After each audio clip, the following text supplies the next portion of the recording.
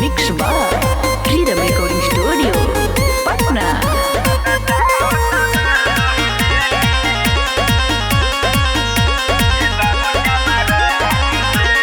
बुझल का हमारा जाति के टाइम लागी ना छेद में छाती के रे बुझल का हमारा जाति के टाइम लागे ना छेद में छाती के होकेला जे उ तो चल जाला जाने से होकेला जे उ तो चल जाला जाने से बदसा होता बाहर रहेले ये बाबू चमरान से बदसा होता बाहर रहेले ये बाबू चमरान से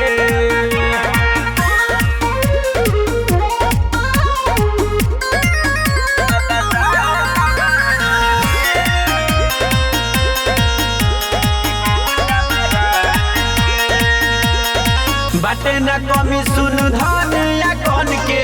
करिले कहीं हम अपने रे मन के बुझली बाटे न कमी सुन गन या धन के करिले कहीं हम अपने रे मन के कमी न पावे हमार पहचान के कमी न पावे हमार पहचान के बदसा होता बाहर रहेले ये बाबू चमरान से बदसा होता बाहर रहेले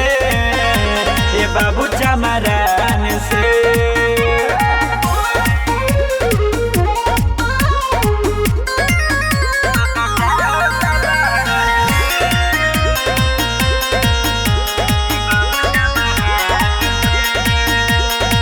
जानत नइखी अभी बुलेट राव के सहेला नहीं उ त केहू के छाव के जानत नइखी अभी बुलेट राव के सहेला नहीं उ त केहू के छाव के पवन अर्पण जिएला कहीं सन से पवन अर्पण जिएला कहीं सन से बदसा होता बाहर रहेले ये बाबू चमरान से